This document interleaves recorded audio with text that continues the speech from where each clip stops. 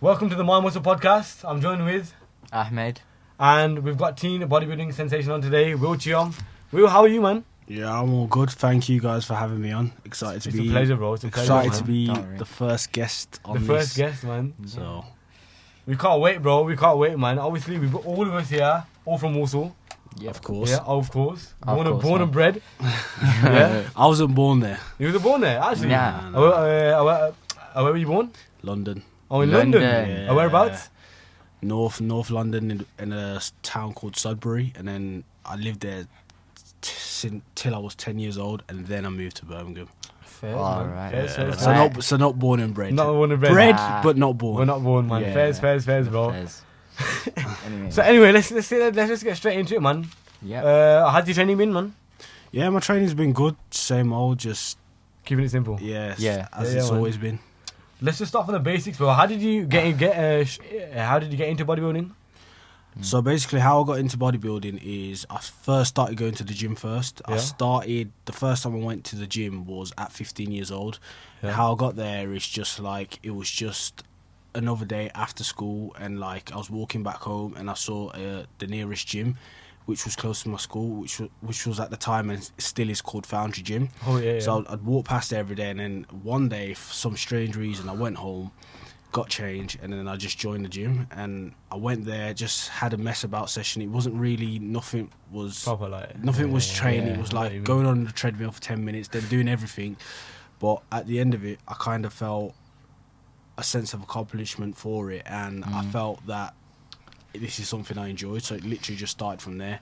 And then fast forward, long story short, is I got really obsessed with training and like the bodybuilding side of things. So like I'd say for about a year or two, I was just completely obsessed with it, like reading books about it, videos about it, podcasts about it, and just built up my internal knowledge for it. And I'd say like 2 years in is when really I made the transition to like really started taking bodybuilding seriously. That is great, bro. Did you have a sporting background?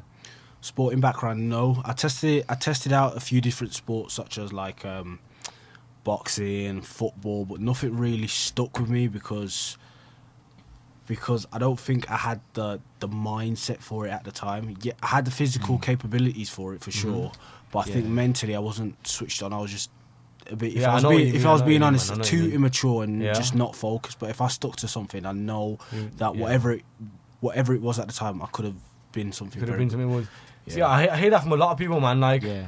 you know, I've got one friend Yeah. who like says, "Oh yeah, man, I'm gonna start the gym soon, man." But he never has. No, okay, he went, but he's never fully committed to it. Yeah. But he always says to me, "Oh, you know what? I want to lose weight, man." So do you really think that it's like people can just say it but they never do it, or do you think like you need that motivation, or is it really motivation, man? At the end of the day, Yeah. I think at the end of the day, it comes down to a decision, because a lot of people, me and you, can sit down here today and say tomorrow, okay, we're going to do this, that. But when tomorrow actually comes, You the don't do it. decision we make by ourselves determines whether we're going to do it or not. So saying one thing and then doing something is completely another. But I feel personally, I don't know, maybe it's just my perspective, but I think a lot of things in life, to be honest, are made mentally. So if you made your mind up that you're going to do this and you're going to do that, and you are fully fixated on it, then it's going to happen, in my opinion. yeah, man, I totally agree, bro. That's So true. let's move on to you on stage, man. When was your first show? My first show was when I was 19 years old, which was with the BMBF. Yeah. It was a regional show, so like for my region, it was the Midlands. I entered that, in 2018, I believe, and I was 19 years old at the time, as I mentioned, and that was the first time I won my first bodybuilding contest, you could say. So you won your first show? Yeah, great no, stuff. I didn't win I didn't win the show for that one, but Oh, I won my category at the time, which was the teenage category. Oh, right, yeah. And then that year, that moved me on to the British finals for the years, which Oh, right, was yeah, the yeah. teens, and I won that one as well, which was Yeah. in 2018.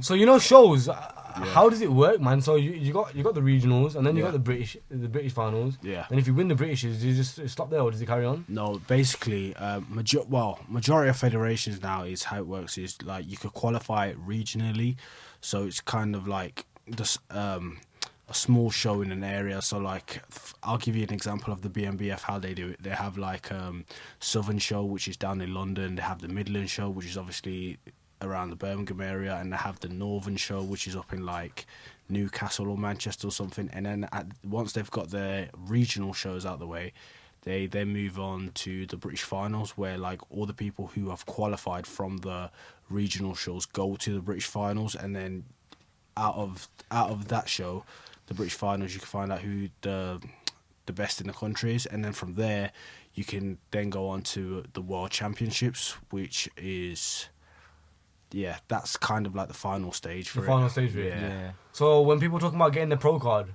how does that happen? Is that sort of like a separate thing, or is it The same thing. the same thing? No, it's not. It's not a totally separate thing. It's like See, the pro card is because there's so many federations popping around now. Like some of the organisations make their own pro card, so it depends. So yes. So for example, you could compete in a federation where they have their own pro card and you gain their pro card from there. But that doesn't mean you're a pro in all the other federations. Of course, the highest pro card that you can get in bodybuilding is the IFBB Pro. IFBB Pro. So obviously, if you're an IFBB Pro, that's like the highest, in my opinion, and most people who are in bodybuilding will tell you that's like the real and official highest level of pro bodybuilding you can get. Yeah, man. So stepping on stage, what do you think it takes to step on stage? Do you think any average man? Do you think someone like us can step on stage? Really? Of course, anyone can step on stage. Like nothing will stop you from stepping on stage. However, to be fair, it's really easy to sign up to a bodybuilding show. You can literally just sign up and sign up and go, man. Yeah, I know. So if you're talking from that aspect to step on stage, you can literally just qualify for next year and just turn up on stage. Yeah, you can. But if you're talking about being competitive, I'm talking about on the mental side of things, on the physical side of things. I mean, like I watch a lot of like even your own prep kind of thing. Yeah. I watch like I don't know if you know a guy called Scott Swench. Yeah. I've watched his prep. I used to actually work at his gym. Okay. And to be fair, like some of the stuff you used to see, the way they used to train, and even like the videos where you see, where they're really like down flat, and they like I don't know how it works, but they carb up and stuff, man. It's crazy to me, man. Yeah, it's bodybuilding. Bodybuilding for someone at the outside at first glance, they'll probably just have this misconception and myths. They just go to the gym and lift weights, but like when you really get into it, if that was the case, everyone who does go to the gym should be looking like a bodybuilder. If that's the case, but you don't get that. Do you know what I mean? But like in my opinion, what I think it takes to go on stage, it takes a lot of work. It takes a lot of work. It takes a lot of dedication and real level of focus, because in my opinion and from my experience, I'm so grateful and lucky enough that once I did started training at 15 years old, like when I was like, watching the old school bodybuilders and everything, they'd all mention the same thing. They'd all mention that it was all mental and it was all focused. So I looked at it from that aspect.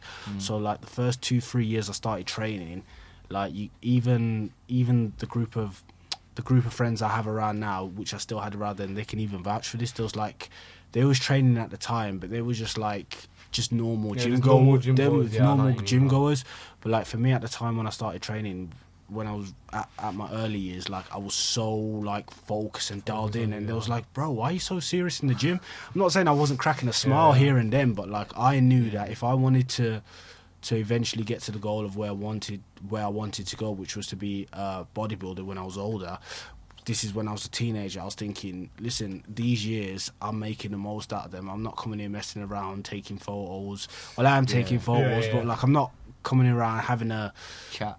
having a chat and messing around in the gym. Like, I'm coming here to work. To work hard, man. Like, Yeah, man. Yeah, for me, going to the gym back then, and it still is now, is like, I'm going to that gym to win that workout. That's what it was then, and that's what kind of it is now. Yeah. If that makes sense. Yeah, man, totally understandable.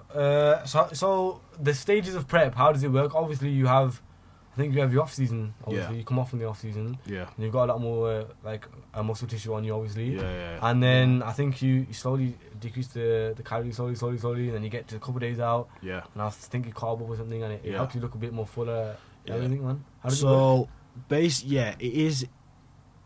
It is a very long process Yeah. that's split up to small segments. So, of course, as you mentioned, you have the off season. The off season is where you'll hear the term bulking or gaining size. Yeah. So, obviously, the off season is the phase of bodybuilding where you look to gain muscle tissue and you look to gain advantages in your weak areas. So, for example, if you're someone like, for example, this is just an example. Like, say, for example, someone has a good upper body half. Like, in the off season, they'll progress their legs. So next time when they do come into prep and do cut down, they've got bigger legs. So that's what the off season, the purpose is for. All right, yeah. So you have the off season, and then after that, when someone decides to compete, let's say they want to compete in like 8-9 months time, they'll start planning ahead. All right, I'm going to start cutting down for this amount of time or this amount of time, and that's when the on season starts.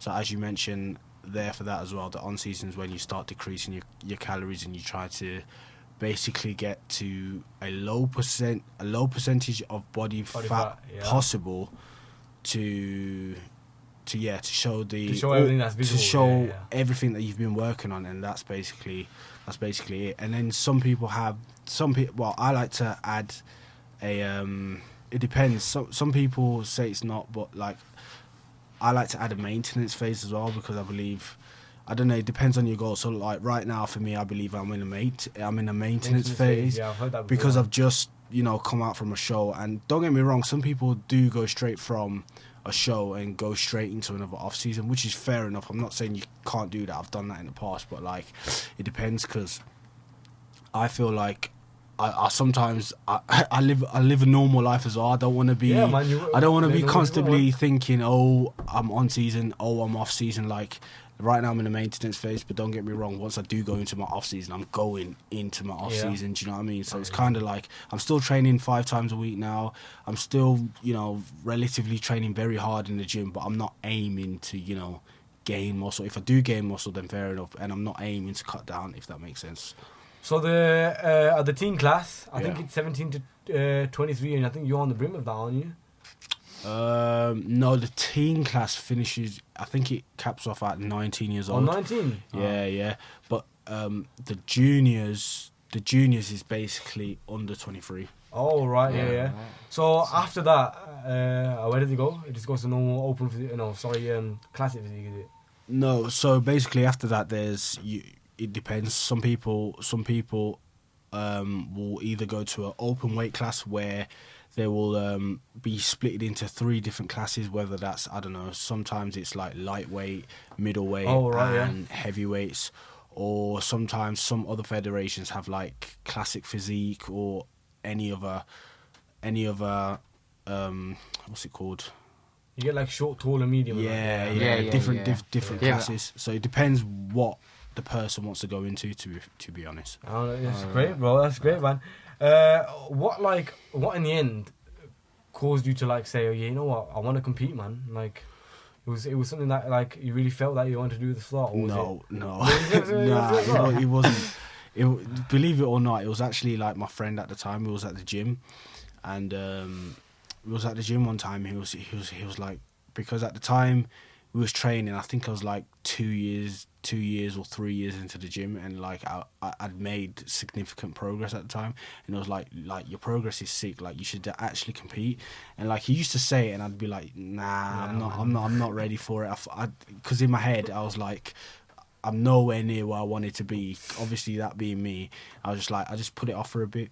But then like he kept saying it, and like obviously, because we're from the West Midlands, so the people who I was following at the time and looking up to for their progress, as you mentioned, like the Swench gang at the time, Scott competing and that.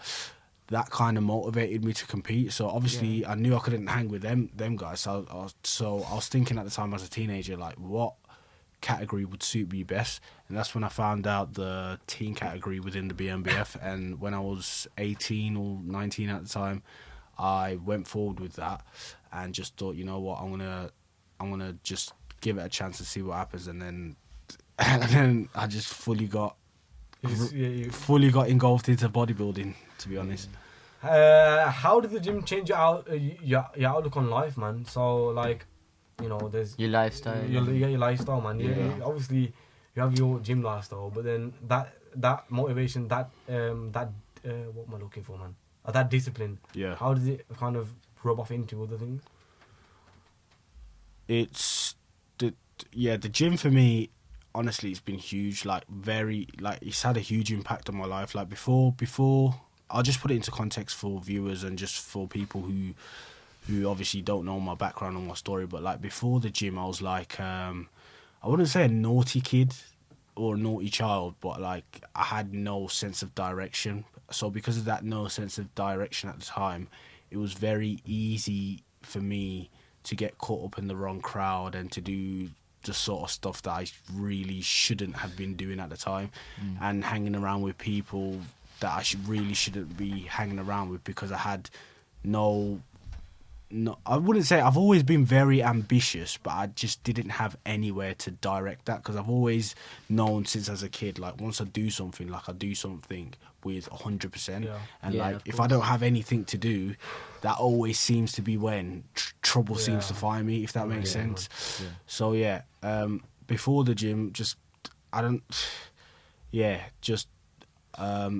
kid trying to fit in with the crowd, very insecure, trying to prove like, oh, I'm this guy, that whole saga. But as soon as I found the gym, it's like finding something that I really loved and really enjoyed, and something I really look forward to on a daily basis. And that had a huge impact on me, because not only did it give me a sense of direction, but it gave me a sense of like a purpose in my life for, okay, like, this is what I enjoy doing, this is what I'm going to do, and I have what it takes to go all the way to the top. So having joined the gym and, you could say bodybuilding had a huge impact on my life. Like, the level of focus and discipline it takes to be, to build a good level physique. A good level physique. I think that is what some people are proud of. If you have a good physique and you walk into a room, I think you gain that like automatic respect that he has worked hard for that physique, and you can't die for that, man. 100%. Like, just reiterating what you just said there, like, when you see someone with a good physique, believe me, they don't just stroll into the gym, and they don't just casually just go through the motion of just lifting dumbbells. Like, they're training hard on a daily basis for months on end. Do you know what I mean? So, like, you can imagine if someone could do that for themselves and apply that level of discipline and focus for months on end, like, in other areas of their life, it's very easy to transfer that level of focus, motivation and dedication, because you've already done it in one aspect of your life, which is what I found has happened to me. Because before, I never used to be really, you could say, focused. I didn't know what hard work was. I didn't know what hard work was, but like, now I joined the gym, I put in the time over years. Now I'm like, you know what, hard work works. Whatever I do outside the gym, whatever I choose to do, I can make it happen, because I really have that blueprint and foundation within bodybuilding, if that makes sense. Yeah, man. I think definitely, man. Definitely. Yeah, I think you automatically gain that respect, even if it's, some people think, especially people I'll be around, they'll be like, oh man, you know what? He's on steads, man. Come on, man. You can't. Even if it is on steads, man, you can't just. You know what I mean? Even if you can't just say that as well, man. Like, obviously, I think. Okay, as a natural bodybuilder, you must get that a lot, man. I think even as a natural lifter, you get that a lot. You get like, you know what?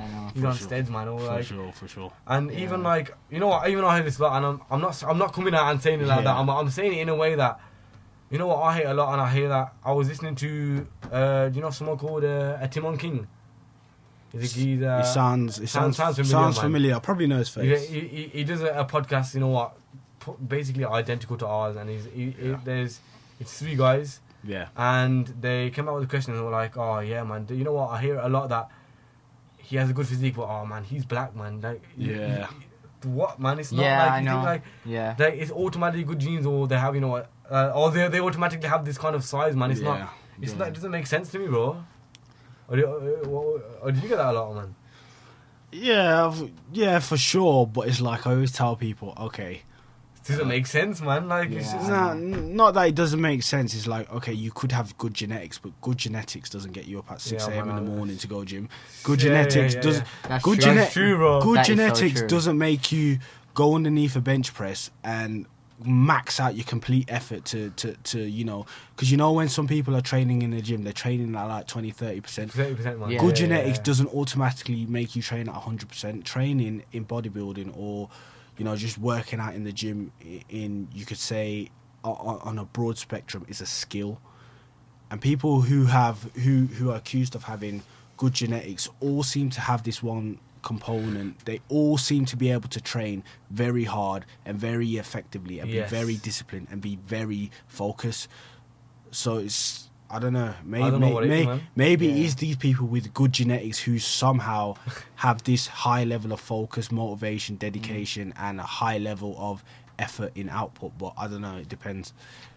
What would you say to someone? So they're someone new to bodybuilding. Yeah. And you know, completely new, maybe new to prep and everything. What would you say to them? Like maybe as a new bodybuilder.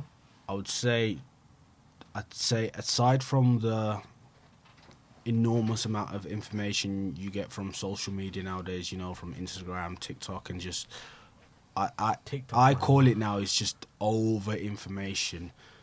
Like, really learn the history of bodybuilding. Go and see the previous Mr. Olympias and the people in the sport who have actually been there, Done it. done it, and have been there. All people who have even been in the industry for a long period of time, because those are the people who really will give you the most informative knowledge that you will need for your bodybuilding journey as you go on. Because there's a lot of misinformation out there, you know, on social media, as I mentioned, and like there's loads of myths, and I just believe there's too much information nowadays. But if you want to know the real bodybuilding, look at the people who've been in it for years, and people who've actually done it, and people who don't who basically tell you the truth and not, you know, not what you want to hear or what you think you want to hear, if that makes sense. Yeah, man, I totally agree with you, man. Who's your favourite bodybuilder all time? My favourite bodybuilder of all time is Ronnie Coleman. Ronnie Coleman. Of course. Oh, we love him, man. Yeah, remember we met him in the Arnold. You know, did you go to the Arnold this year? This year, yeah, I did go to the Arnold's, but I didn't meet him. But I did meet him. Oh. I did meet him in the year. Boy, I did meet him in the year 2011 when he was still big. He was still big. Yeah. Wow. We met him. We were literally. I can't remember what we were doing. We went there for the 3 days. Yeah. Because he went smack bang on my birthday. Yeah. So we went, and we were like, you know what? Why not, man? And this is when we were like, I think we were about 9 or 8 months in, and he started in about 4 months. Yeah. And I looked at it, I was like, yeah, man, this looks sick. Yeah. And we went, and we loved it, bro. And then we were just walking, standing. And we see next thing Ronnie you know, Coleman. we saw, you know, his car. Yeah. We saw his car go like literally past us, and we looked at him. I thought, what the fuck? And I saw him. I thought, shit, yo, we just chased him, bro. Yeah. Man, that was jokes, bro. That was jokes, man. Are you watching the Olympia at the moment, bro? Yeah, I'll watch it. I'll watch it when I get home. When you get home, bro. Yeah. Who do you want to win, man? Who do you want to win in, like? I think there's open division and there's classic physique, and them are the only ones I keep up with, to be honest. Yeah. Who do I want to win? Let's start with like classic, man. Let's start with the normal ones. Classic, okay. Or who do you want to win, and who do you think will win? Who do I think will win? Okay, who I think will win? I think Chris Bumstead will win. Yeah. Who do I want to win? I would like Terence Ruffin. You want Terence Ruffin to win? Yeah, he's got. You know what? I believe. Physique. Yeah, man. But not only that, but like if you really like look at his physique, The minor details. Yeah, like he's very. He doesn't get. I don't believe he gets the credit he deserves. If that makes sense. I think I agree with that, man. I think Steve will take it, but yeah, I really do like what's his name, Terence Ruffin, man. Even I forgot what his name is, man. Who? Raymond, is it, man? I forgot. Is there something like Raymond, man? Raymond something. I know you're on about. You know, man, he's good. Yeah, he's good, man. I think I've seen a video of him, and you know what? He's put on a lot of mass, man. He's put on a lot of mass since last time. What about the open physique, man? The open, who I think's gonna. You know what? It's very hard with the open because it's like, obviously you haven't got Phil Heath there, who's obviously gonna be very competitive there. But aside from that, I can't. To be honest, I can't call it. I don't know. Call it, I don't know who's gonna win. Who do you want to win? Who do I want to win? Hard. Bro, you already know you want to win. Who do I want to win? Samson Duda, that guy is a legend. I can't lie. He's right. To be honest, I don't even know who I want to win. You don't know who you want to win? It's complicated. I can't give you a straight answer. We'll have to see, man. What was it? What's your dream physique?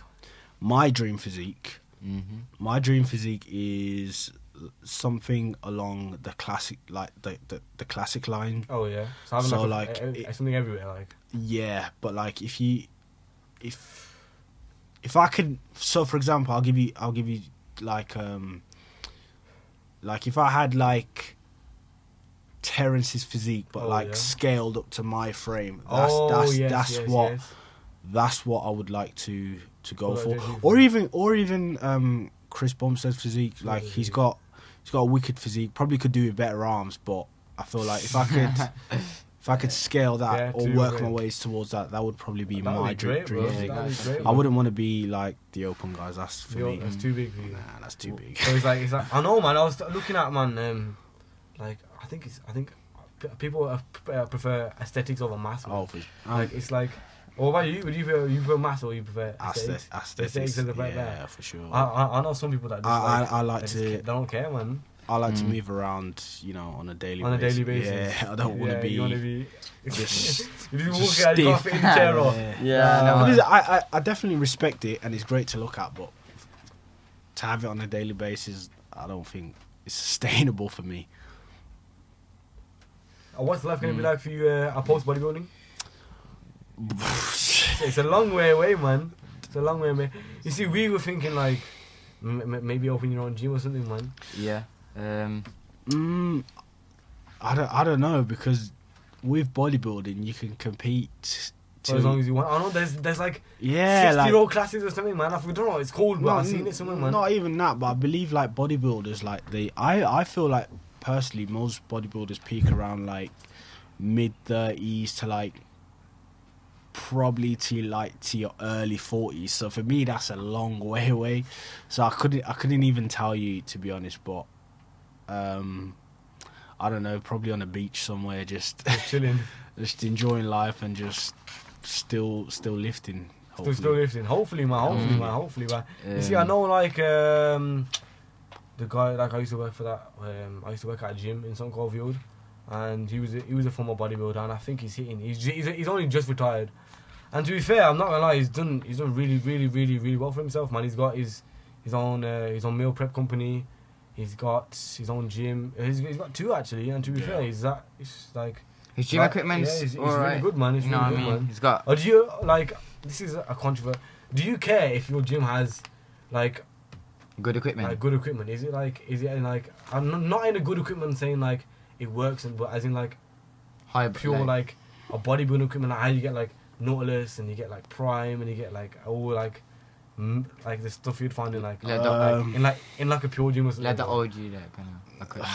I'm just gonna give you like a purist bodybuilding answer. Like as long as it works, it's fine. And as long as I got barbell and a dumbbell there, I'm good to go. So I'm not really fussy when it comes to the type of equipment or whatever. As long as it does the job that it needs to do, I'm pretty much good to go. So I pretty much prefer like the old school bodybuilding gyms compared to the new fancy ones anyway. So that's just my opinion. What's your biggest achievement as a bodybuilder? Biggest achievement, boy. I'd say probably winning two overall shows. the overall works in a way that I think is it just everybody, or no? Is it everybody that wins their class? Is it? So basically, how the overall winner is crowned is like, first of all, the show runs itself. So like you have different categories, and you get all the winners of their class, and at the end, all the winners will compete against each other, yes. and the judges will decide who's got the best physique or the best look out of them to crown an overall champion for the show. So I would say my highest achievement to date is probably winning 2 overall shows, one with the PCA and one with BMBF. Oh, right. Oh, yeah, man. It's not bad, man. It's not bad. Yeah. So, what's your biggest? What was your? Is there a lift that you've been looking forward to hit for a long time, or you have hit and like you've been looking forward to it for a long time? Because I know, like, I'm not gonna lie, this sounds stupid, but when I first started the gym, there was like, I think this was like for like 4 or 5 months, and it was one day I walked into the gym, and like literally I picked up these 14 kg dumbbells. Yeah. I don't even touch them no more. Incline press. Yeah, and on an incline press. Yeah. And I've got a video of it, and my mate was literally holding me like this, and he couldn't hold the dumbbells. When I looked at it back, and I was like, man, I've come a long way. I remember when I did that with the 12s. Man, that is just crazy, bro. I had creatine. Remember when you bought creatine? Creatine, he was like, yo, and this I had is sick, it, man. and I was thinking, I tried to do the 12s, and I lifted them up. I was thinking, I'm doing the reps. I was thinking, this helped me or something. And at that time, when I first started the gym, I thought, have I just took steroids or something? I was so confused, but it helped me a lot. And I think now, since I've been going to the gym for quite a long time, I think consistency, bro. I think that I've actually got a lot of progress. You know what I mean? Like, I don't know. I just think I've had what about you, bro? Got a lot of progress, man. You know what I mean? A lift I'm looking forward to, or my proudest lift at the moment? Let's go for both, man. Why not? Okay, so I'd say my proudest lift that I've done would probably be 4 plates on a bench press, 180 kg. Actually, no. It's actually 190. No, I've done 190 kilos, but I was more proud of the 180. Yeah, you're looking forward to it more. Yeah, I was looking the build up and me wanting it was more. Whereas when I did the 190, I was just like, it wasn't. It wouldn't hit you. Yeah. Unless I hit 200, then maybe it'll be probably better than that. Yeah. But the 180, I think I was thinking about that for like 2 years, and when it finally happened, I was just like, finally. Yeah, man, thank God. Yeah. But one I'm probably looking forward to the most. I want to start deadlifting again. And I haven't really like tested out my max on deadlift. So like a lift that I am probably looking forward to. I don't know, probably 7 plates on deadlift, which is 300 kilos. So 7, bro. You know what? I'm not gonna lie.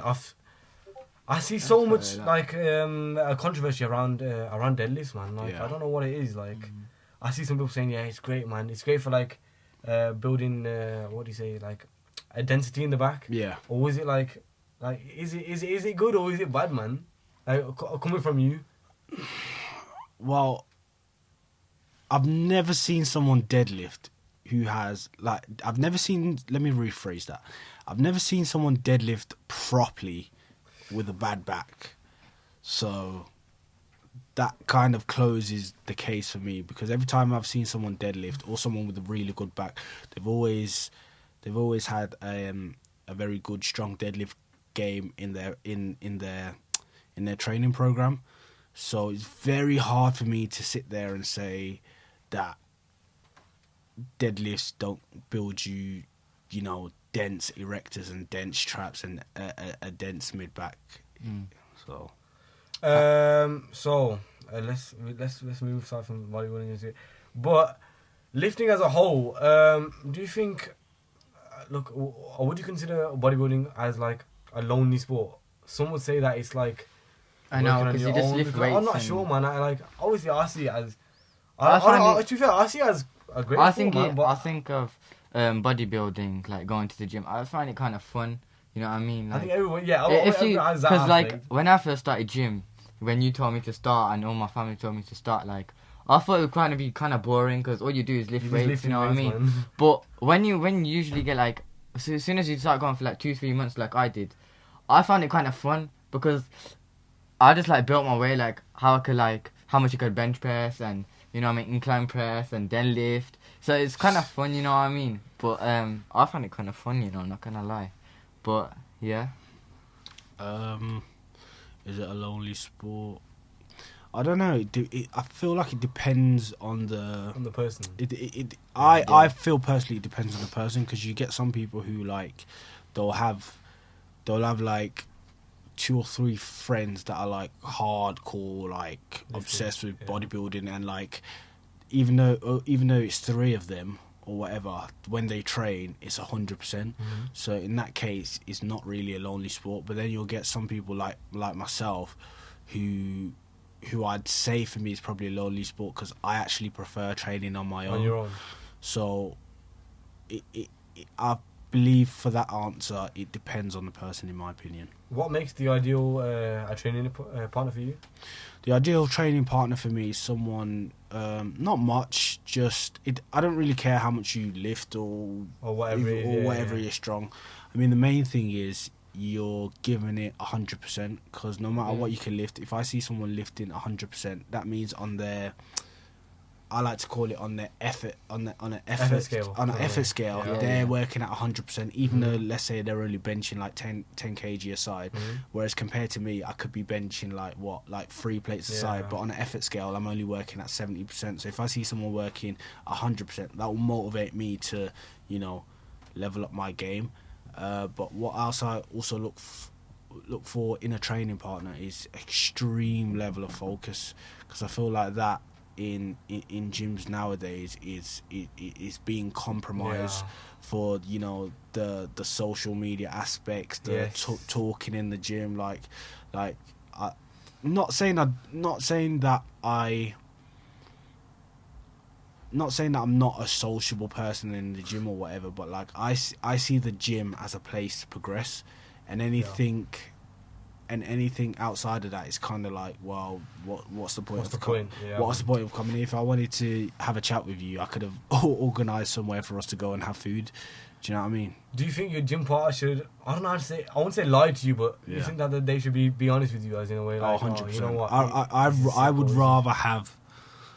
rather have a gym partner that's 100% honest with me than to say, oh bro, you're looking great, bro. Luckily I've had a friend who's I've trained with since 2015, and like obviously because I've had a long, you know, friendship with him, he's very honest with me. So like, because he's been very honest with me, even if he is giving me a compliment, I know it's for real, and it's from not the heart, and I know that if he's saying okay, like you could do with a little bit more development there, like I could trust him because I know he's telling me the truth. Yeah, that makes sense. I was gonna say, like, have you ever injured yourself, like, while like going for a pre-R or? Touch wood. I haven't. Never have. I've had like little pains and stuff, but nothing too serious. The only time where I nearly did probably have a serious injury, I think it was when I was 17 or 18 at the time. I was pressing at the gym, and someone had dumbbells like on the floor, and like I went to put them down, and like the 2 dumbbells went on my index finger, literally split it open, and that's the only time I've nearly come to being, you know, fully injured. But apart from that, I've never had any. No. You see the videos of some people tearing I know, like the side pecs and the biceps and I've seen one of the biceps. Yeah. And pretty cool. I'm not gonna lie, I've had some lucky escapes though. Like for example, one time I was leg pressing like a lot of weight, and like I was leg pressing a lot of weight, and like I went to put the leg press up and put the pins in, and then I thought I put the pins in and I did it, and then it fell back. But luckily I moved out the way. And then I've had another occasion where like I'm pressing on like a decline plate loaded machine, and like I've put the weight down, and like the weight's come off and it's about to hit my foot, and I've moved my foot out of the way. And I've had another instance which was probably the worst one, but luckily I don't know how I never snapped anything. I was dumbbell pressing, shoulder pressing 60 60 kilos on a bench, and like I was pressing, and then the bench just suddenly just went back, and then I don't know how, but like I dropped the weight, and like I don't know. Basically, how I'm here is just like a walking miracle, if that makes sense. Yeah. So, so going back to, I think it was social media. yeah. Some people, you know, I think, especially even when I started, man, I'd look on social media, I'd see some of these jack people, man, why don't, as you fair, even like me, man, I've been training for like, I think just over about a year, man, just over a year.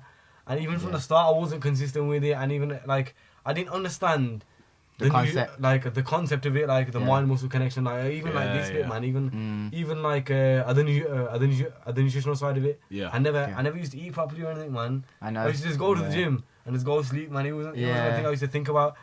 So, like, do you think that social media is like a place for new? Obviously, you can be on social media stuff, but you think it's right for people to be like, be honest, like at the Liver King. Yeah. I think you must have heard about the Oh yeah, for sure. Man. Do you think it's right? Obviously, like I don't think anybody would have looked at that and be like, yeah, he's natural, but do you think it's right for him to do that? Okay, answering the Liver King question, I don't think it's right for him to do that, because again, it's like it's misleading, and it's like you're lying to people, and I don't know. Obviously, people are quick to forgive him and say, "Oh, everyone makes mistakes, mistakes and that." But the way I see it is like, if you lie, then it shows. It's not even about the lie. It just shows your character as a person. It kind of makes me think, you know what? Like, if you was just honest at the start, like, do you know what I mean? Yeah. And in terms of answering your first question about social media, is I think it depends for newbies who they follow. Like, if they follow someone who's very credible, gives out very good knowledge and advice, and you know it's not giving them any BS, then it's fair enough. But if you're getting a newbie following straight to Liver King, then it's kind of like, yeah. But at the same time, I don't blame them, because it's very easy to get dragged into it. Yeah. It's very easy to get dragged into it, because if I didn't have any clue about bodybuilding, or I was just a normal person, and I first went, started going on these social media apps, and I saw the Liver King, I would follow him, because I'd be like, I want to look as jacked as him. Man. So I kind of understand both sides of the arguments, but I'd say try and find someone or follow a group of people who are credible, who have been. They don't even necessarily have to be around for a long period of time, but like, that's just credible, if that makes sense. But even finding out whether someone's credible or not nowadays on social media is even quite hard in itself. For example, the Liver King situation. So on social media, I think a lot of people, they find themselves are procrastinating about themselves. Yeah. Like even me, sometimes I think I haven't made enough progress, or like sometimes this has happened or that happened. Yeah. Do you think that? Did you ever come across that, and how did you overcome it? I think everyone who has started gym has been through that period. But yeah, obviously, I'm so fortunate enough because I started training at 15 years old. So all like the doubts and like all you can say the procrastination and like thinking, oh, have I done this? I kind of got that out my system and out the way by the time I was 18 years old. So I haven't really felt like that since then. But like, obviously, it's at the time I was thinking, oh, like I want to be jacked now, and I think it's more. I think the issue with people is more a thing with impatience, because we're so used to in a world now where like you can literally from the tap of your phone can get some food delivered to this door in the next half an hour. Do you know what I mean? So it's like people think they could do that with their own body, but it's not the case. Like you really like in this, I don't really want to say bodybuilding, but like even just just general health and well-being. Like it's not overnight. It takes a lot of time. It takes a lot of consistency. Like if you've been out of shape, I don't know, say for like 24 years of your life, and you've had really bad eating habits, and you haven't really exercised, you can't expect to look like, Ronnie Coleman. Ronnie Coleman in like 3 years' time. Yeah, like it's not gonna happen. So Yeah. I'd say, I don't even want to say be realistic, but what I found that helped me at the time was forget about how I look, forget about where I want to go or what I would like to be like. What can I do today 100%? Because I know if I give 100% today, in the future, I'm guaranteed to be the best version of myself. So that's what really helped me, if I'm being honest. What do you think about the people that do take the easy option, even from a young age? Like I'm lucky I don't know no one like that, but like, do you think it's worth it? Taking kids, like steroids and stuff, man. Do you think okay, even at and like say you're like 30 and obviously your test levels start to drop and everything, man, but like, do you think it is really worth it? Even from a young age, man. I don't. Nah, at a young age, I don't think you should. Obviously, at a young age, is probably one of the worst things. But even at an old age. What do you want me to answer the young age first or? Yeah. You can. Go on.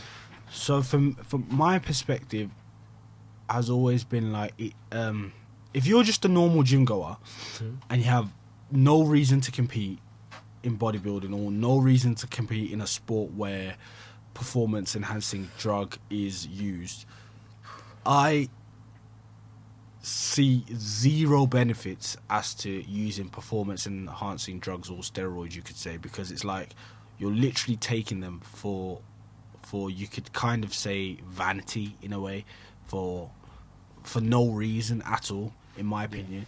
Now, on the other side of the coin, let's say for example bodybuilding, because it is very common, you get a lot of teenagers start using it in their teens. My opinion on that is like you're kind of, I don't know, my opinion has always been on steroids in bodybuilding is try and max out your natural output kind of thing. Your natural muscle genetics as possible. Try and have it. What I've always thought is have at least 10 years under your belt training properly, naturally, and then decide. I mean, if you want to continue bodybuilding, then go there, because at least you've got a good foundation and you've built the skill of optimal training. You're very good with your nutrition, and you have very, very good recovery as well. That's my opinion. But if you're starting, I don't know, let's say you started bodybuilding in your teens, and then like 3 years down the line, you do decide to go the unassisted route. I mean, it's not bad, but it's like, it comes back to, people being impatient nowadays, with social media and the state, people competing, they feel like they're missing out. But like, when you actually look at it from a long-term perspective, for me, my opinion, it just isn't the best options. Now, in my opinion, what I would rather do, and what even I'd say on here, what I will do is like, I'm trying to max out as much of my genetic potential as possible. And if I do decide to go the unassisted route, at least not only have I got a solid foundation, at least I'm doing it at a time or at a place where I feel like I physically cannot put any more muscle on and I physically can't get any stronger. Do you know what I mean? I know what you mean, man. Yeah, I think social media has a big impact on new lifters, man. I don't think it's. I know. I don't think. To be fair, we hadn't. Okay, I'm not gonna say anything. I'm not gonna say the name of the person. Nothing on what he looks like. But we had an encounter. We sat there on the gym on a push day, and so Giza come up to me and he's like, "Yeah, man, you look good, bro. Have you ever considered taking it a step further?" I was like, what? And he's like, "Yeah, man, just try it, bro." And I was like. Yeah. And I was like, nah, man, not like this, bro. No way, man. Like, it's not. Yeah. I can't, literally, we stood there, we were starstruck, bro. I can't believe that he said that to me, bro. Like, we would do a set, and he'll come up to us, and he was like, have you ever thought of doing steroids? Yeah, so he said, bro. And I was just standing there thinking, like, how can you just say to me, while I'm doing my set, do you want to go on steroids? Like, you can't just say that, you know what I mean? Like. No, it's just like. Really, bro, come on, man. We haven't even been going to gym for that long, so you know what I mean. Like, how do you just say that? Let's say if you saw someone new in the gym and they were doing something completely wrong. Yeah. Would you just sit back and watch, or would you go up to them and say like, "This is how you do it, man"? If you want the truth, no. You won't do that. If you want the truth, no, because when I train, I'm so focused on my own workout that I don't even pay attention to what other people are doing. So in a realistic standpoint, I probably wouldn't even notice, if I'm being honest. However, if I felt that it was like really dangerous and I felt that they could probably injure themselves or something, then I would definitely say something, because it's better to, stand and watch than someone get injured. Then it's better to do that than 20 minutes later having the ambulance come to the gym. So what would you say to someone like, how did it affect you, and how do you think it affects other people when people like say, "Oh man, you're so skinny, bro, like you're so fat, man"? Do you think it's used as like something to fuel you on, as like in the gym, or do you think it takes like a negative toll on people? Well, again, from my perspective and from my opinion, I would say it depends on the person, because we've all been there in secondary school where everyone's taking the mick out of each other, and like some people could take it, and sometimes you might say it to the wrong kid, and then before you know it, the teacher's splitting both of you up in a fight. So I think it depends on the person, but I would say it probably has more negative consequences than positives one, just because if you think about it, if you're saying that means likely you're not the first person to say that to that person, and likely adds up in a negative way. Don't get me wrong, it could probably be used as fuel for them to be like, you know what, for my body image or whatever, I'm going to do something about it and change it. But I think ultimately it has more negative consequences than positive ones. If you could go back to your former self when you first started the gym, what would you say to yourself? What would I say to myself? In what aspect? For what? For gym, in the gym. In the gym. If I can have my 15-year-old self and talk to me right now, I'd say be very educated in all aspects of bodybuilding. Learn how to train properly. And learn how to train. I already knew how to train hard, but like learn how to train properly and hard and blend it together. And I'd also say train every single body part effectively. The same. Don't be skipping leg day. Don't be giving extra attention to your arms. Like train. Do the, and also try and invest as much as possible, early as possible, in like your big compound movements, such as like your bench presses or similar movement patterns, like your bench presses, your squats, your deadlifts, and get them done, because once you do them, like you have such a great foundation to work from. Feel free to ask us anything, man. Yeah, go on, Karen. I was gonna say, like, what age do you think is best to like start the gym? Because a lot of people say start at a young age. You might like. Good, it's not good, and when I start, man. like. Yeah. I'd say you're good. From my opinion and from what I've seen in my short-lived lifetime, I'd say you're pretty much good to go in your teenage years. Obviously, if you're still a kid, like underneath a teenager, then I'd probably say it's not best to. But I'd say if you're around your teenagers, like 14, 15, 16, I think that's a perfect age to start. But again, at the same time, try and educate yourself as much as possible and train properly, as opposed to going in there and potentially hurting yourself, if that makes sense. So you came from a Nigerian background, is it? Not Nigerian, Congolese. Oh, Congolese. Yeah. So are your parents from here, or are they originally from your home country? They're originally from Congo. No, from Congo. Yeah. So did you grow up so obviously we grow up, my dad's from Pakistan. Yeah. I think he's half Kurdish and he's half Pakistani.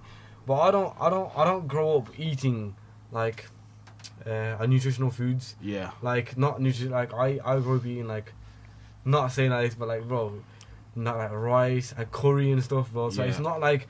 When I started going to the gym, I had to think about what I'm eating in a proper aspect. So people that come from a different country or different background, what would you say to them is like the best advice on eating, man, or the best even only for kids, man? Yeah. Again, learn as much as you can. As learn as much as you can. Literally, YouTube is like an open university nowadays. Yeah. I mean, people have this misconception of a myth of just starting the gym and just going to the gym and magically your body will start changing, when in fact nutrition is such a huge aspect in the way your overall goal is shaped. So I'd say again, try and learn about nutrition as much as possible, but I think everyone at the same time internally knows that you can't be eating too much of this food and you can't be do you know what I mean? So they kind of, aside from common sense, obviously try and learn and get into as much education as you can in terms of nutrition. Is there a right way to speak to your gym partner? Obviously you wouldn't just go up to your him and say, yo, you're fat as fuck, bro, or something like that. Would you just is there a right way to say to him, look, man, you need to start getting on it, man, or even if he's just slacking in the gym, bro, he's on his phone or something, we'd say, yo, come on, man, what are you doing, bro? I think it depends on the scenario. If your gym partner is prior to you guys going to the gym, if he's like to you, yo, like I really want to make progress, like if he's talking like he wants to, like he has big aspirations and stuff, then obviously like some words of encouragement and telling him to get his shit together, then I'd say yeah. But if your training partner's not really serious about his future in the gym aspect or whatever, then I'd say that there's no point wasting your time.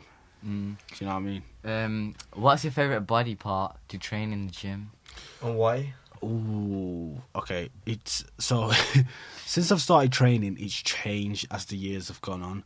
First, it used to be chest for obvious reason. Everyone loves training chest when you join the gym, and then it started being arms.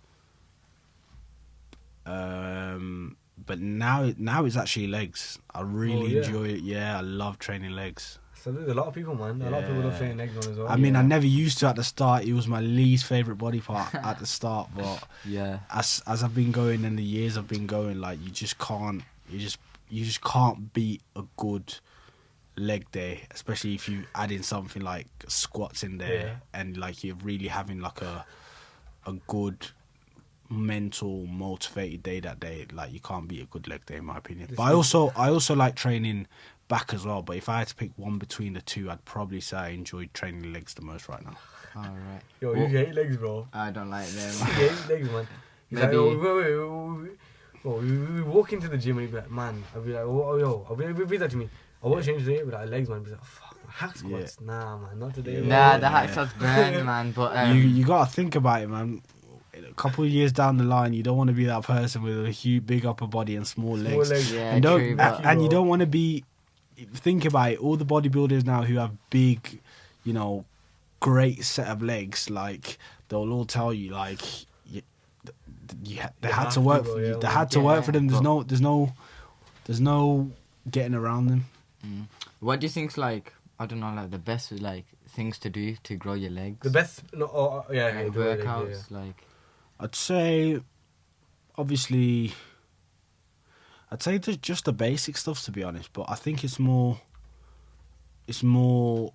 what I've grown to learn. It's more mind-muscle connection. It's not about, it is about exercises, of course. I'd say your fundamentals, like your squats, or if you can't do squats, hack squats, leg press, leg extensions, your lunges there. Aside from that, you have to have real. This goes for any body part that that you feel is lacking. All you want to bring up is my muscle connection is way more important than just doing an exercise or doing a number of weight reps, on there. just for the sake of it. If your time under tension and mind muscle connection isn't on, it's kind of like you're kind of cutting yourself short. Is bodybuilding? Do you think anyway? It's a healthy sport, even in the natural side of things. Do you think it's a healthy sport? As in, like, obviously you got your blood is pumping. Your heart is pumping blood to all these muscles on a regular basis, man. They're getting bigger and bigger. Man. Yeah. Is it a healthy sport?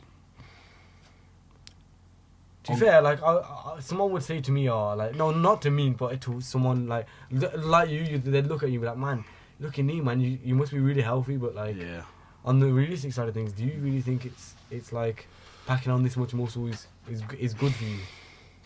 Obviously, we love it, but not like that. Is it? It depends what your definition of healthy is, because some people might say healthy is just being alive and having a healthy body. Yeah. But if you're on about like on the other end and being actually healthy, I don't think it's on that end. I don't think it's too bad, but I don't think it's like super healthy. I think it's like somewhere in between, if I was being honest. That's not bad. Would you advise your kids to go into bodybuilding? No. You wouldn't. No. If they wanted to, then fair enough. But I wouldn't. You'd let them like kind of. Yeah, I would prefer them to naturally find what they're passionate about in terms of a sporting aspect. What's your biggest pet peeve in the gym? My biggest pet peeve in the gym is my number one. Any. Let's go top three. All right, top three is when people try and talk to you in the gym. When they can clearly see you're trying to have a workout. That really bugs me. I don't mind talking afterwards, but come on, when I'm in the zone, just don't. And then secondly is people like slamming their weights on the floor. Like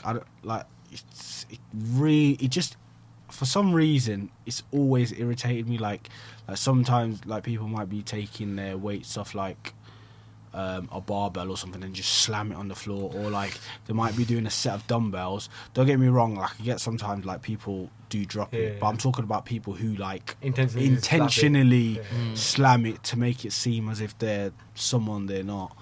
And my last one would be, my last pet peeve would be,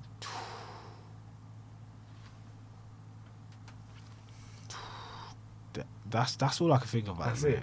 Yeah, but there is a lot of things that bugs me in the gym too. What about you? Me? Yeah, well, like what is something that people do in the gym that you hate? Not gonna lie, probably like when people especially speak to you, like while doing doing a set. Yeah, like you know, like that guy in the gym. You know, Tom To be fair, I don't know why, but or like, so I don't know, just like when people just annoy you, like the like speak to you while doing your set or something, or like I had another one in my head. You know what I hate, man? When people like, I'm not saying it like this here, but some people use a machine, and like they can see they're sweating bare, man. They just they leave like a lake of sweat on your machine, bro. Like, come on, you can leave me to clean that, bro. That actually has made me think of my last point is when people don't put their things away. Like when they like not intentionally, when they like make a mess or have any amount of pace and then just go. It's just come on, bro. It's like common gym etiquette. It's like don't do that, man. I was gonna say, would you like train with a gym partner, or do you like training alone? What do you prefer? Yeah, like what do you prefer? Like, I prefer training alone. However, if I have a gym partner that's 100% on it, there's nothing better. There's nothing better than that, because it's like there's like a friendly competitiveness to training hard in that aspect. Do you think there is a real big difference in like a gym that you train at? Do you think there's a difference between like, let's say like a pure gym and like our gym?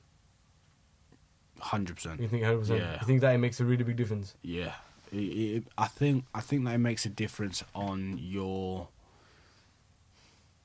on a mental level on what you think is possible. Oh yes. So for example, if you had let's say if you had the same person, but first time round he went to a pure gym for like, let's say, for a year, he would have a completely different perspective on what he thinks is possible in terms of, you know, building muscle and strength compared to someone who's been to, you know, like type of our bodybuilding gym for a year, if that makes sense. Definitely makes sense, bro. I was gonna say something I forgot, man. Or do you really think it's genes or it's hard work? You know when people say, do you it's a combination of both, but if you're talking about bodybuilding, genetics, if I'm being honest, plays a huge factor in doing really well in bodybuilding, if I was being honest. Are you watching any other sports at the moment? Other sports, yeah, of course. What do you think about UFC? Yeah, I was gonna say I'm a huge fan of combat sports, so like mainly boxing. But I have been watching MMA since like for like the last 8 years or something. So what do you think, man? No, UFC is mad sport, bro. I actually who's your favourite fighter? My favourite fighter in UFC, boy, damn. You really know mine. Nah. No, not now. Who's fighting now? Oh, now. If I had to pick one fighter, I would probably say. You guys probably won't like him, but I'd say Colby Covington. Oh man, I hate Colby Covington, man. You know what? I always get him and Michael Chandler mixed up, man. I don't know why, but I always do. But who's your favourite fighter? I hate Colby Covington, man. I don't know why, but who's my favourite fighter? Well, if I had to pick one, it's probably like a fan answer, but I'd say Conor McGregor. Is it Conor McGregor? Yeah. I don't like you. Prime Conor McGregor is very good. He's actually alright, you know. I rate Conor McGregor, but sometimes he's just, I don't know, man. But you know what? I rate the way he is. Like he's like, he knows what he's worth. Like he knows. Like so even some of the like other press conferences, like with Josie Aldo, so he was like, yeah, man. You know, like after you got a fight with me, you've made it, bro. You don't need to make no more money after this, bro. Facts. You know what I'm worth, man. Your opinion? Who do you Who's my favourite fighter? Yeah. Right now, I can't pick one, man. It's kind of tough, you know. I don't know why, but right now I'd probably say Hamzat, man. You know, Hamzat, he's just I was gonna say Hamzat. He's a beast, man. And even if I wasn't gonna say Hamzat, I'd say Leon Edwards, man. You know, Bromy, bro. But I love Leon Edwards, man. I don't know why. Even when I was watching that Kamaru fight, I was sat there in the night, in my bed, and I was watching the fight. I was like, fuck, man, he's lost, bro. Waiting for this long time. And I had that, bro. That head kick went in, bro. Yeah, man, that was crazy, bro. I can't believe that, man. What's your favourite fight, man? My favourite fight. Your favourite fight all time, let's say. In the UFC. In the UFC, yeah. Ooh, I would probably say. Damn. It's a shout, man. Long shout, bro. You know what? That's a very. I think. Let's just say some of your favourite fights. Let's just say one of my favourite fights. I'd probably say it's Colby versus Kamaru, the first one. Oh yes. That was I'm not gonna lie. You know what was a fight, man? I don't know if it was the first or the second, but I'm sure it was the second. McGregor and Diaz, man. That was the second one. Blood bro, man. Yeah. That was the second one was a great crazy, fight. Man. That was. I was gonna ask a question. Okay, what would like a few things when you started gym that helped you like increase like in like I don't know. A bulk up. Yeah, bulk up and like help you get stronger and. We get stronger. One training a lot smarter, like you know mind muscle connection, time under net tension, but that helped me gain a lot of size. I'd say in my early years, and what made me get stronger is just I think it was more on the mental aspect. Like I went in the gym with a goal of like I'm getting strong, no matter what. Like now I'm in my maintenance phase. I can kind of explain it as now's a perfect example. Like for example, I've been training 9 weeks since my competition. I've still been training, but I know deep down in my head I'm not going 100%. Whereas like when I was on a mission to, you know, gain size and get bigger, I was like, even if the pain kicks in, I'm not stopping. That was kind of, I think the mindset was the most important thing. Who do you think is the most underrated fighter in the UFC? Underrated fighter in the UFC? I'd say, boy, I'm trying to flick. I'm trying to think through the weight classes. Underrated. Underrated, yeah. Damn. Shout, man. That's kind of hard. I don't know, man. Underrated fighters. You know what I mean? Like, I'd probably say like someone like. You know what? I would have said. Yeah. Man, but after he beat Peter Yan, Sugar Sean O'Malley. Yeah. But you know what? I wouldn't expect him to beat Peter Yan, man. I was Yeah, like, I don't think- no way he was gonna go through that. I don't think anyone. Like, I don't think anyone did.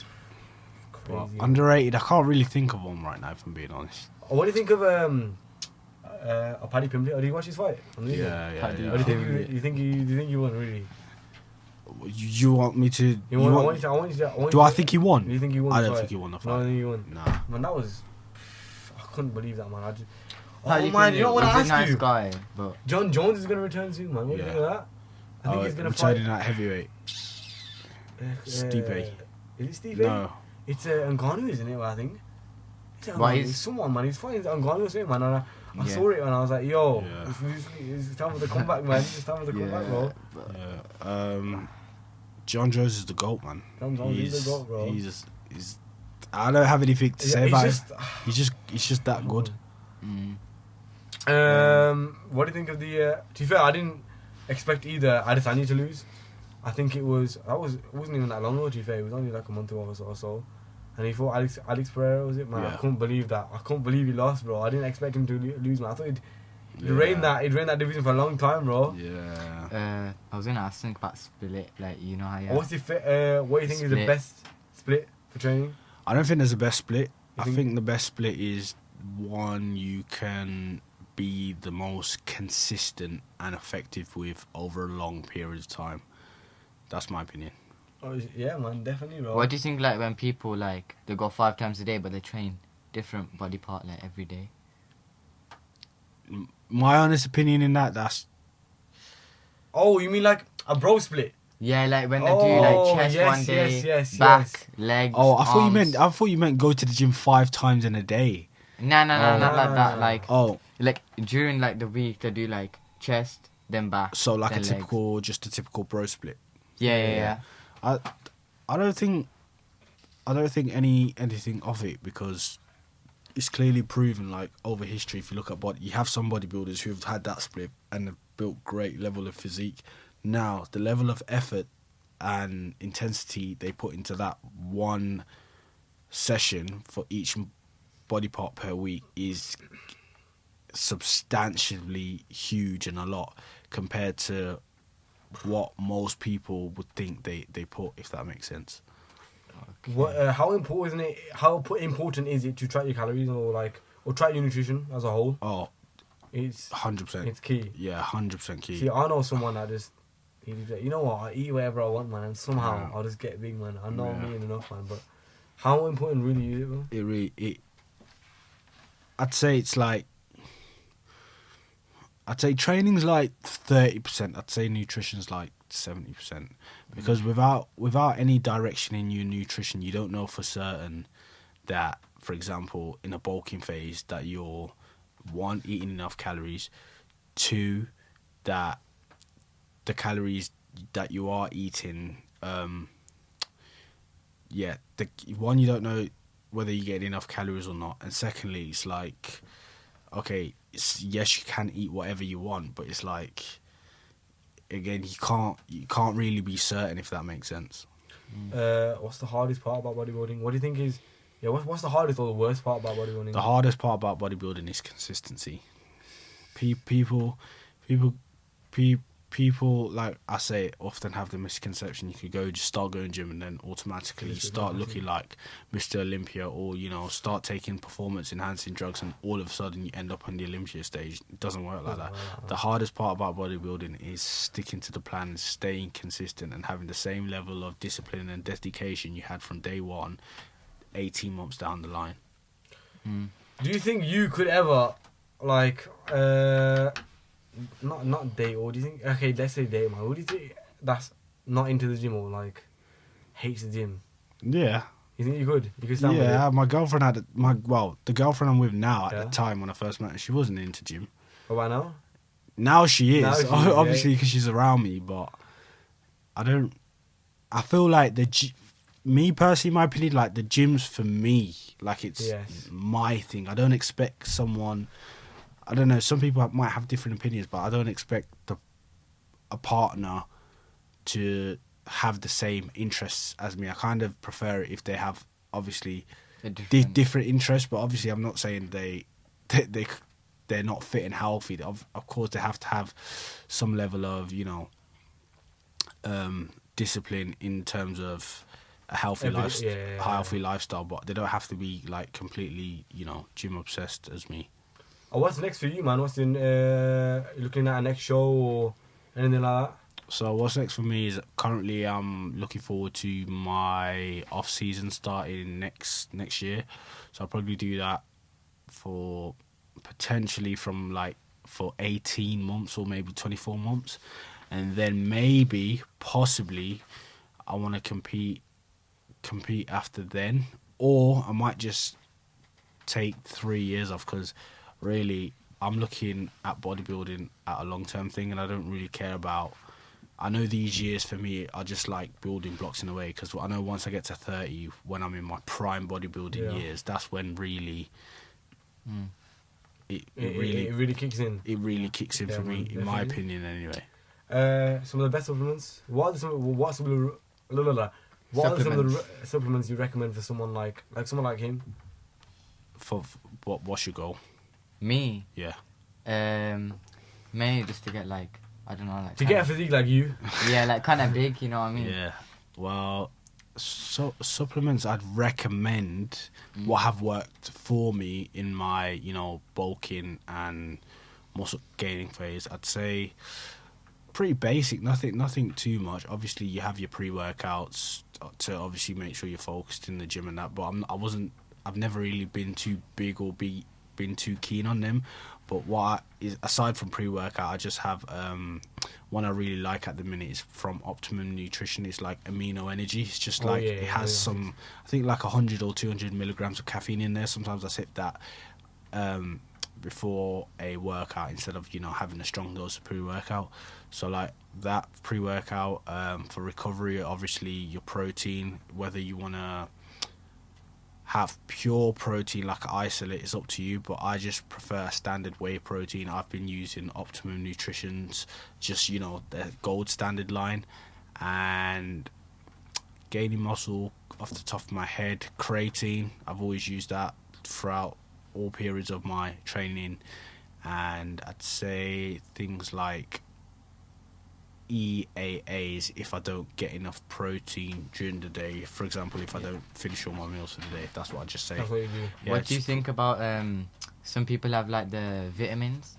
What vitamins? Like the multivitamins, the multi-ones. Yeah, I forgot to mention them. I take those as well. I currently take the Optimum Nutrition ones, the Optimen. But yeah, I normally take them in the morning and just, you know. I was gonna ask something. What about pre-workout, man? You know, I hear a lot of people like we really stick it on pre-workout. Oh man, it's not good for you, bro. Yeah. What? You know, in your starting days of lifting, did you ever take it?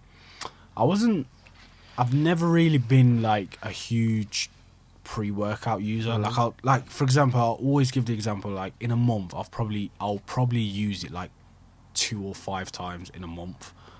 So that's it. Yeah, but I only really ever use pre-workout when I really You're really tired. Don't want to do this workout. Then I'll use pre-workout. But majority of the time, I'm always up and motivated for a workout anyway. So it's not often that I use pre-workout. But when I do use it. Obviously, Optimum Nutrition again.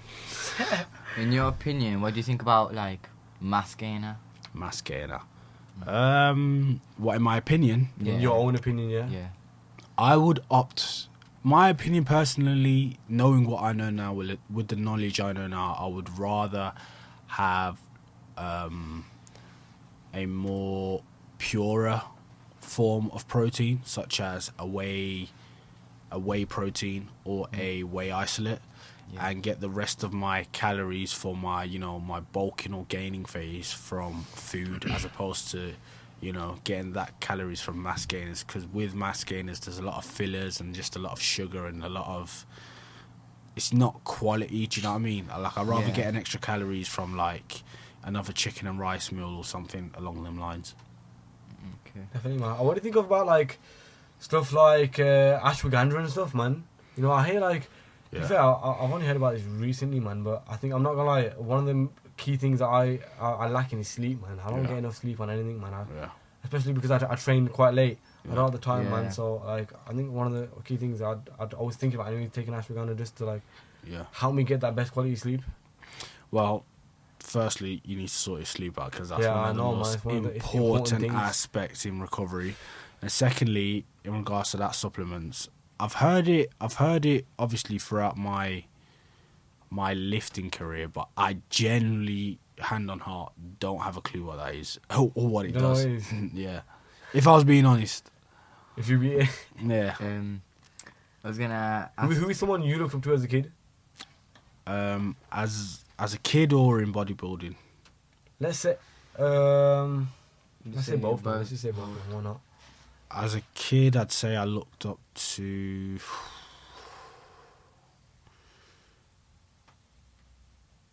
I didn't really look up to anyone as a kid. Nah.